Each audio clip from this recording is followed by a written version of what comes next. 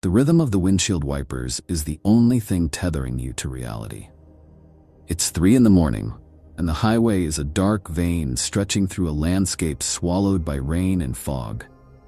You are exhausted, your eyes burning from the glare of passing headlights that appear less and less frequently until you are entirely alone. Or so you think. Your headlights sweep across a figure standing on the gravel shoulder, soaked and shivering, thumb extended not with hope, but with a strange and desperate inevitability.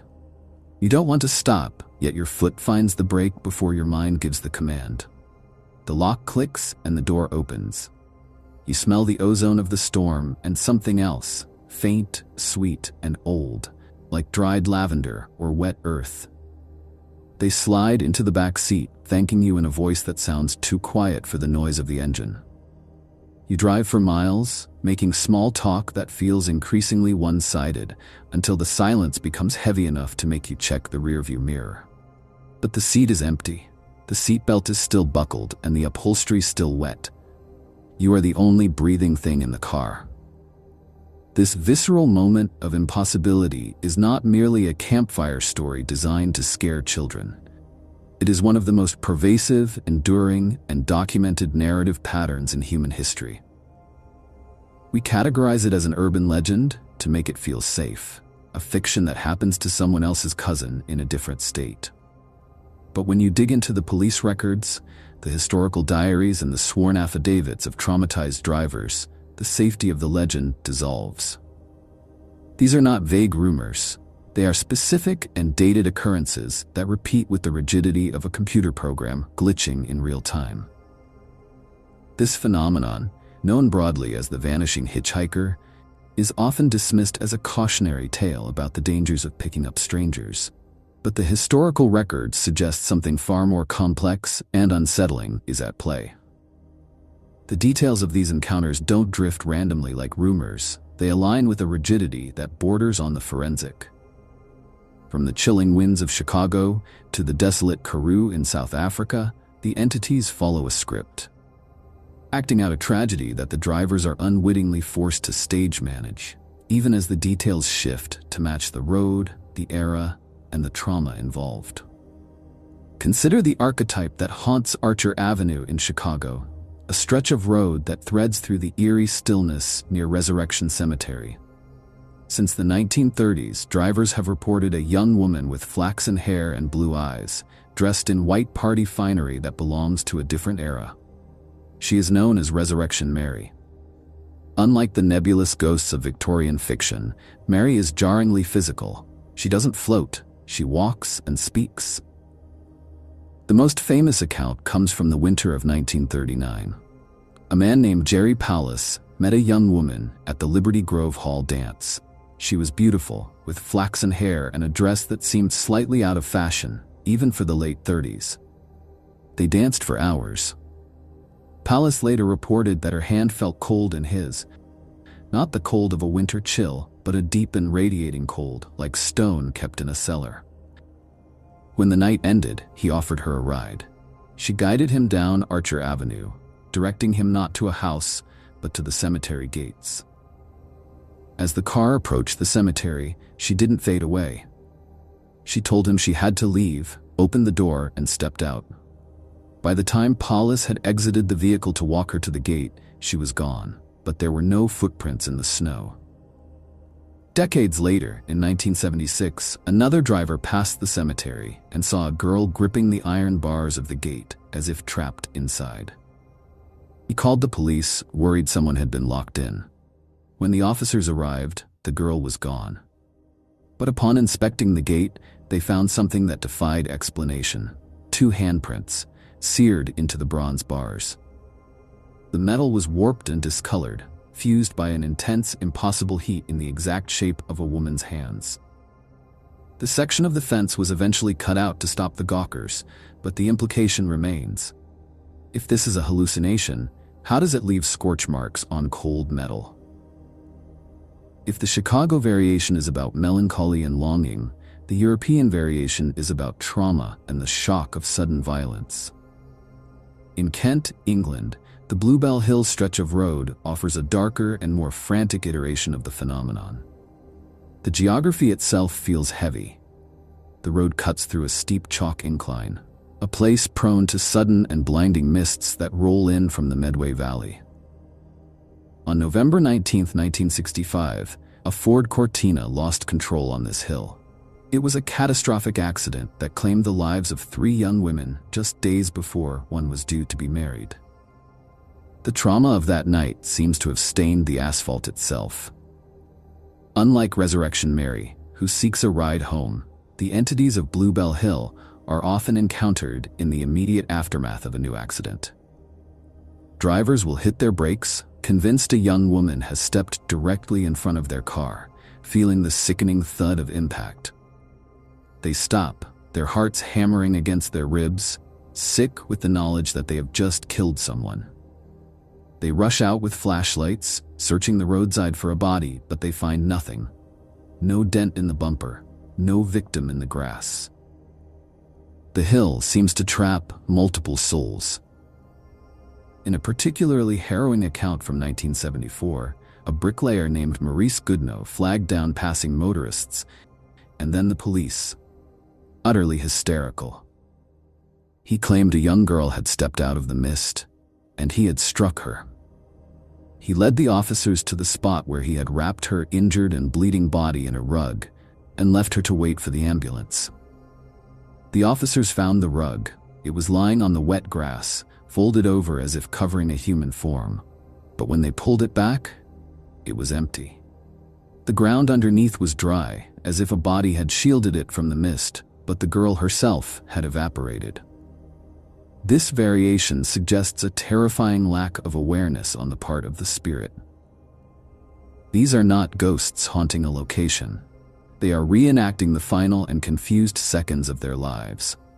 They are waiting for help that arrived 50 years too late, trapping living drivers in a perpetual loop of guilt and terror. The police at the nearby station in Maidstone have, over the decades, quietly stopped processing these accidents as crimes, recognizing the familiar description of the victim. A girl with eyes that look wrong, staring past the driver, into a future she will never see.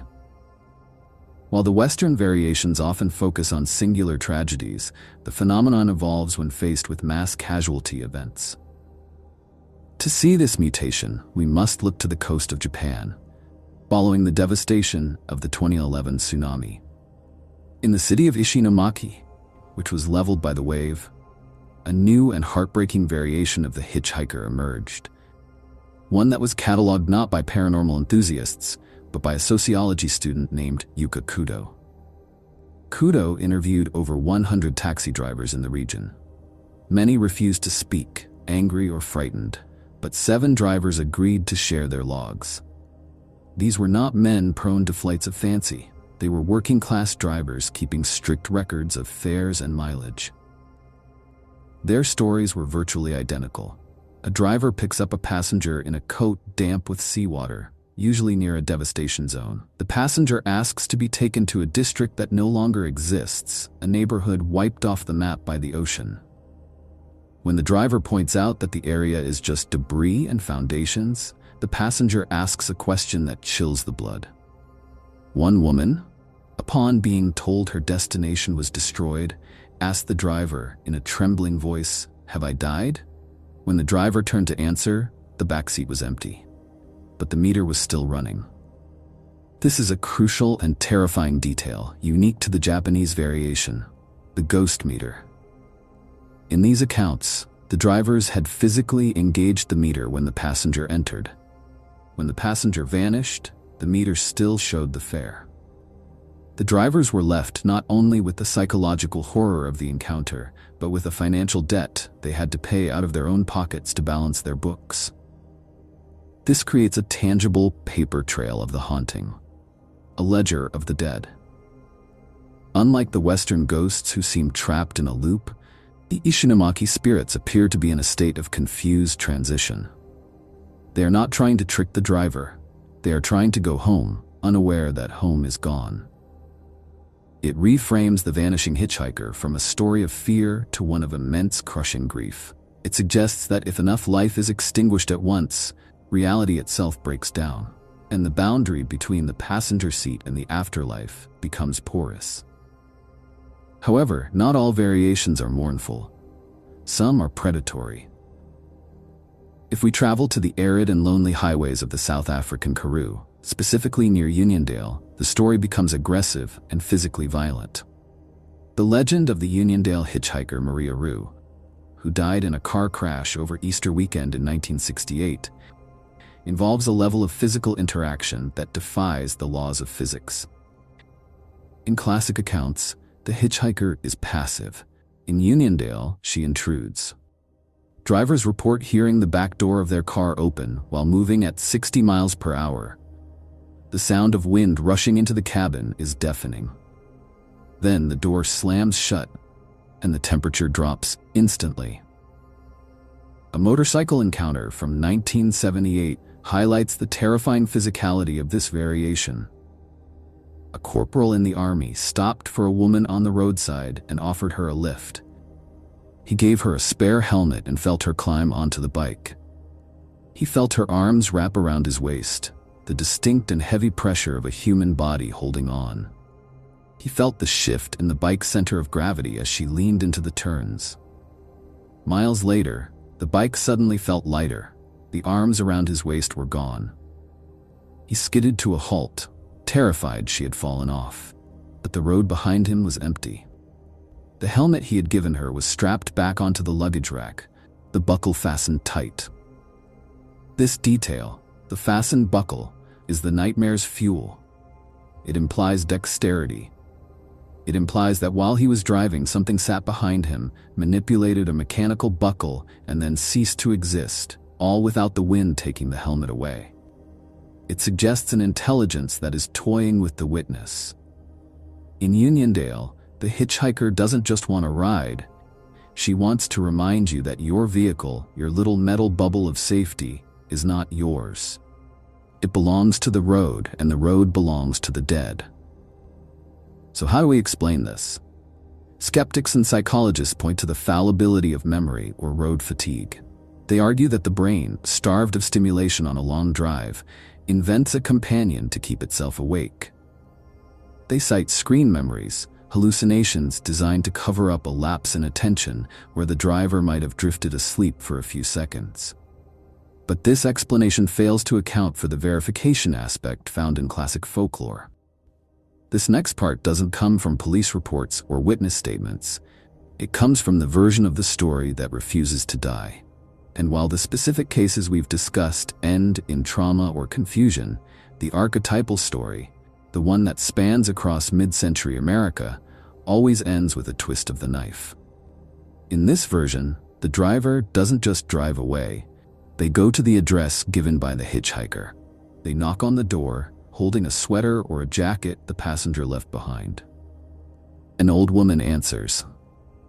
When the driver explains they just gave a ride to a girl named Mary, or Maria, or Judith, the woman at the door doesn't look surprised. She looks tired.